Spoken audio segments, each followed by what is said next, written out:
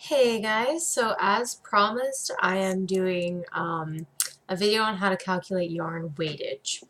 So you can kind of look at your yarn and just like guess where you're at, right? So this looks a bit DK weight, when you look at it.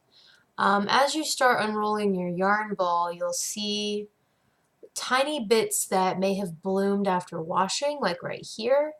Um, right here, like, and you can see, like, especially like right there. Hard to pick up on the camera. Thank God I wear black all the time. But also, if you just look at the wrapped ball, you can see that here a lot of these candy cane stripes looking ones, they're a bit thicker than the other ones. Now, I already did the weight on this one, and this one is roughly it goes from DK to worsted throughout. So I would pick a pattern that is either DK or worsted. Depending on whether or not I want a really breathable fabric, I will pick a pattern for a worsted weight yarn, and I will use bigger needles, and I will get more gaps.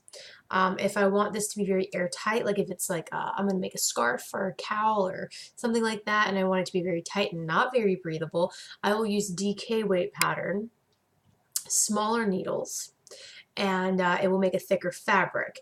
That way the stitches will just get thicker when you get to those bulkier parts when you're using a smaller needle, whereas when you're using bigger needles, your stitches will just get very skinny and breathable and kind of holey, not in a bad way, but holey-ish when you get to the thinner parts. And there is a part here that is very much a DK sport.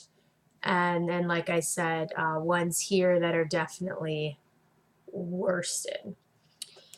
Now, how do you calculate this though? Well, you can do it by eye, and I do suggest eyeballing as well as doing reps per inch. That's why I showed the eyeballing, basically the eyeballing method first. It's kind of what I call it. But reps per inch is also really helpful because it gives you more of a, if you don't trust yourself, it gives you more of a thing. So you can really see it whenever you're doing reps per inch on a ruler. So we're going to take our ruler. Actually, I'm going to go down here. We're going to take our ruler, and this is where the number 4 notch is, and we're just going to slide that yarn close to the line, not on top of it, close to the line. So that way it's going from 4 to 5, not like 4 and a millimeter to 5 to get our inch. That way we're not getting more wraps than we need. And you're going to wrap it not very tightly, but you are going to make sure that there aren't gaps. But you're not going to be super tight with it, because if you stress the yarn will get thinner, right? And here we have a little less than 5 loops. Aha, that was exactly 5 loops. And as you can see just from the gradient here, let me pull that back. You can already see the wide range that I have. But if you count, you've got 1, 2, 3, 4, 5, 6, 7, 8. 8 is bulky. 8 is bulky, 10 is a raw weight, and anything less, I think, than 8, so like anything less than 8, is going to be considered super bulky. And super bulky is just super bulky. I'm not sure if you noticed. Super bulky could mean super, super bulky. It could be like the blanket yarn. Or super bulky could be 6 wraps per inch as opposed to our 8. Now, when you're working with hand spun yarn, you really want to take multiple measurements throughout your skein. So I have a skein here that I haven't actually balled yet because I recently finished this one. I'm a very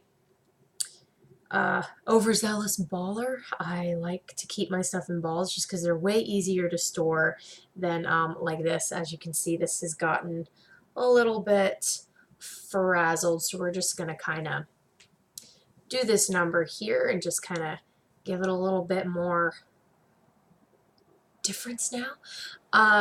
So this is the same skein that we used in the previous videos, but basically what I do is I will take samples from the beginning, the middle, and the end. And I will do that. I will usually typically do it while I'm balling my yarn.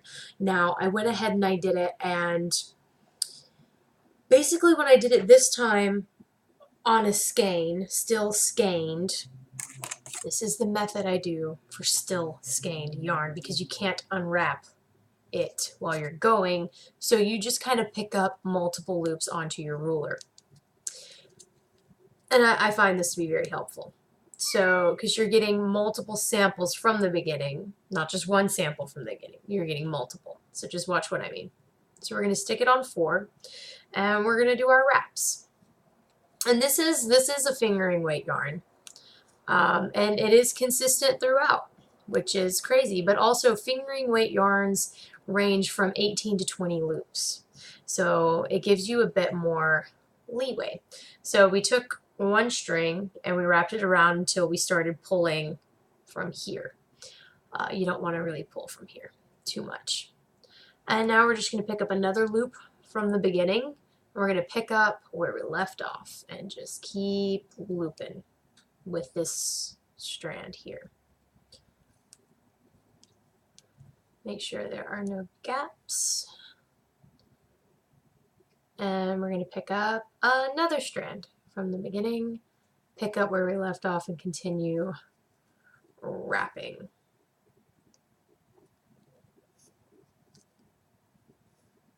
Nope, and we didn't quite get there, so we're going to pick up another loop, another strand, and continue our loops, and there we have it.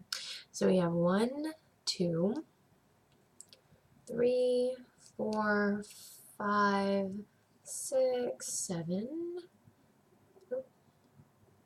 8, 9, 10, 11, 12, 13, 14, 15, 16, 17, 18. Wait, 19. Don't forget that last loop. That's why I always put my finger there. Boop. That's 19.